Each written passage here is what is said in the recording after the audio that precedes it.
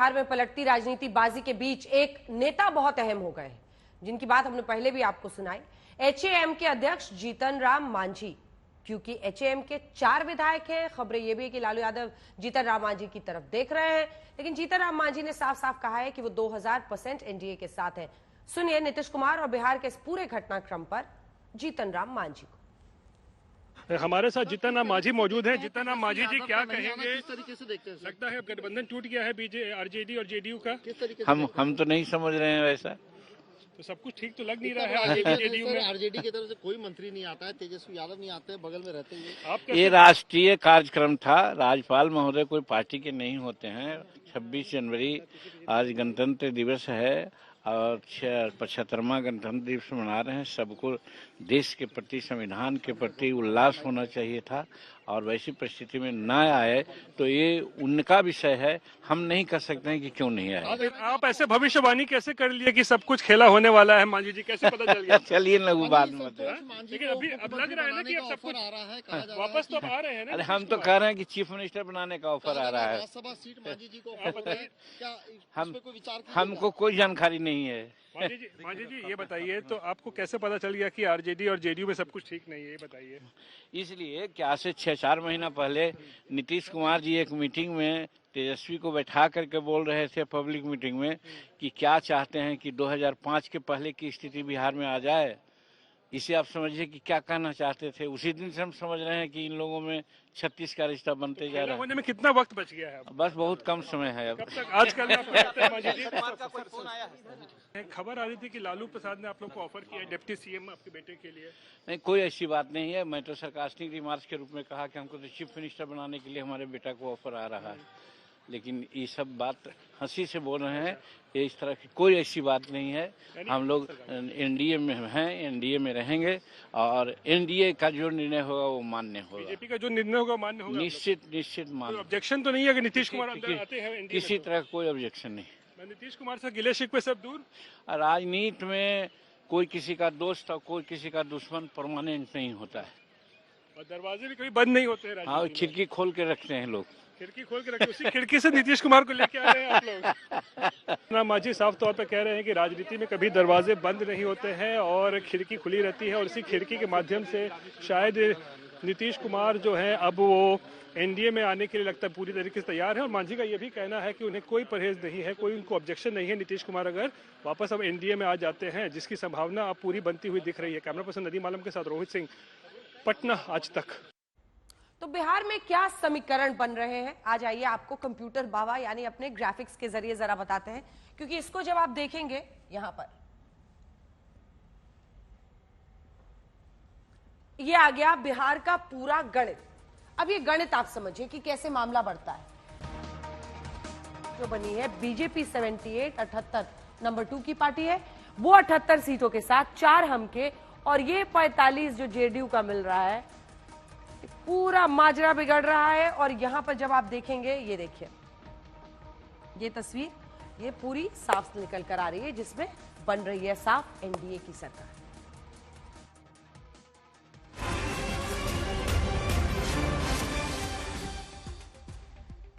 कल पटना में बीजेपी विधायक दल की बैठक है, ये बड़ी खबर आपको बता रहे हैं। शाम में है, 4 बजे ये बैठक है पटना में बीजेपी की, और इसमें बताया जा रहा है कि तमाम विधायकों से अंतिम फैसले की तरफ बढ़ती हुई बीजेपी आपको दिखाई देगी। याद रखिए आज गणतंत्र दिवस है, कल 27 तारीख को 4 बजे दिल्ली में बीजेपी की अहम बैठक है। हिमांशु, क्या होगा इसमें?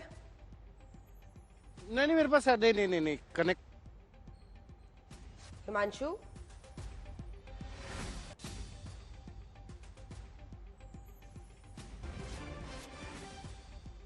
आवाज आ रही है? हिमांशु जी। अंजना, क्या होगा इस बैठक में?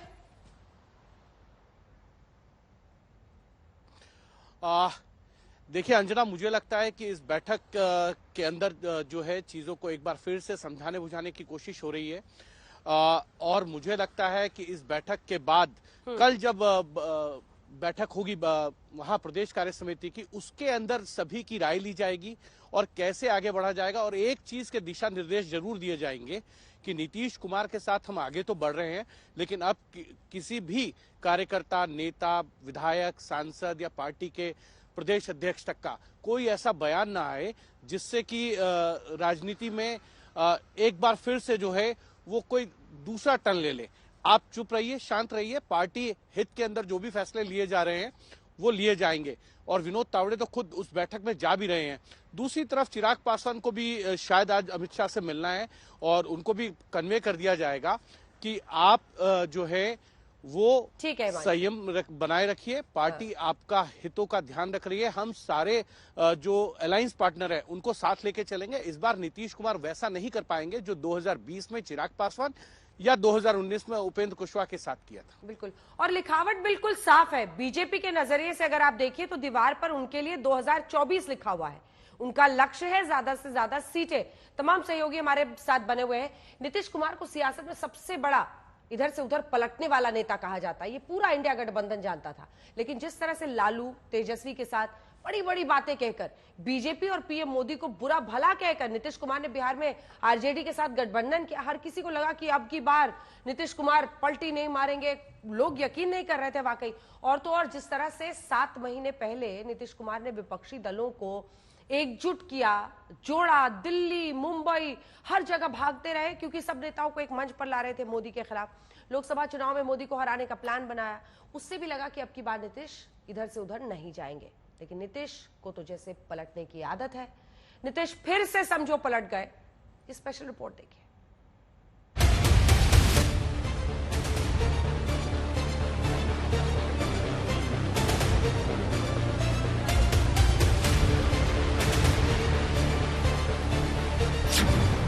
नीतीश ने बिहार में फिर पलट दी राजनीति।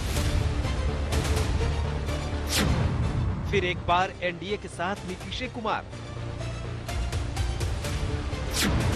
नीतीश पराए हो गए, लालू तेजस्वी देखते रह गए। इंडिया गठबंधन के अरमा नीतीश के साथ बह गए। 2024 में नीतीश ने सबसे बड़ा खेला कर दिया। अगर ये कहा जाए तो गलत नहीं होगा, बिहार में जहां नीतीश कुमार खड़े होते हैं, सियासत वहीं से शुरू होती है। कहां तो 7 महीने पहले यानी 23 जून 2023 को नीतीश कुमार ने पटना में विपक्ष का कुनबा जोड़ा था और 2024 में मोदी को हराने के लिए बड़ी बड़ी बातें की थी। और कहां आज का दिन है जब सिर्फ इस बात का इंतजार हो रहा है कि किसी भी वक्त नीतीश कुमार पीएम मोदी के पाले में खड़े होने का ऐलान कर सकते हैं। इनको पलटू राम ही कहिए, राजनीति के ये पलटू राम है। और अपने संपूर्ण राजनीतिक काल में नीतीश कुमार ने न जाने कितना लोगों का दामन पकड़ा, छोड़ा, ये इतिहास गवाह देता है। अब की बार नीतीश कुमार ने बहुत बड़ी बड़ी बातें कही थी। मर जाएंगे लेकिन बीजेपी के साथ नहीं जाएंगे। सवाल ही नहीं पैदा होता है। मर जाना कबूल है, उनके साथ जाना हमको कभी कबूल नहीं है, ये अच्छी तरह जान लीजिए। टर्म मांगे थे, ये तो अनंत टर्म के फेरा में थे। कितने बड़े सत्ता के लालची हैं नीतीश कुमार। नीतीश कुमार को लेकर बिहार में उसी दिन से बयानबाजी शुरू हो गई थी जब वो 17 अगस्त 2023 को पटना से दिल्ली आते हैं और अटल बिहारी वाजपेयी को श्रद्धांजलि देने के लिए उनकी समाधि पर पहुंच जाते हैं। और जब उनसे सवाल किया जाता है तो उनकी जुबान से फिर एनडीए निकला। एनडीए का तो नाम ही पड़ा उन्हीं के टाइम में, आप नहीं जानते, जब हम लोग सब थे, हम लोगों की पार्टी तभी उनका हुआ। 1999 में एनडीए नामकरण हुआ, 98 में नामकरण नहीं था। 96 में भी जब हम लोग आ गए तो उसमें नामकरण नहीं हुआ था। 99 में नामकरण हुआ और उसी समय उसका नामकरण कितना अच्छा, कितना मीटिंग होता था बराबर। लेकिन अब जब हम लोग के साथ थे तब कोई मीटिंग हुआ है, लेकिन अब जब नया बनवा दिया गया तब उसके बाद अब इन लोगों को फिर होने लगा कि अब एनडीए हम कर रहे हैं, तब कम से कम एनडीए का मीटिंग करने लगा ना। इसके पहले एनडीए का मीटिंग लोग करता था। लोग कहने लगे कि नीतीश कुमार एनडीए में दाखिल होने के लिए एक खिड़की खुली रखना चाहते हैं। लेकिन फिर ज़हन में नीतीश की वो बड़ी बड़ी बातें आई जब उन्होंने पिछली बार एनडीए से नाता तोड़ते वक्त कही थी। सबको लगा कि नीतीश कुमार इस दफा हो सकता है कि अपनी बातों पर कायम रहे। जीवन भर हम किसी भी तरह से उन लोगों के साथ फिर नहीं जाएंगे। हम लोग साथ जो पुराने समाजवादी हैं एक साथ रहेंगे और बिहार का तो तरक्की करेंगे ही, देश के उत्थान के लिए भी हम लोग मिल करके काम करेंगे। इनमें क्या चल रहा है, सत्ता के लोभी लोग हैं और सत्ता के लोभ में इन्होंने बिहार को बर्बाद कर दिया और ये लोग अभिशाप। 19 दिसंबर 2023 दिल्ली इंडिया गठबंधन की बैठक हुई। नीतीश संयोजक नहीं बने। दिल्ली में इंडिया गठबंधन की चौथी बैठक हुई और नीतीश कुमार को संयोजक नहीं बनाया गया, जबकि पीएम फेस के लिए मल्लिकार्जुन खड़गे के नाम पर चर्चा हुई और नीतीश कुमार मीटिंग से रूठ कर चले गए। और उसी घड़ी से समझ में आ गया कि इंडिया गठबंधन में कुछ भी नीतीश के मन मुताबिक नहीं चल रहा है। साथ ही साथ ये भी कयासबाजी शुरू हो गई कि नीतीश के दिमाग में फिर से एनडीए घूम रहा है और एनडीए की खिड़की खुली रखने वाली बात आज सही साबित हो रही है।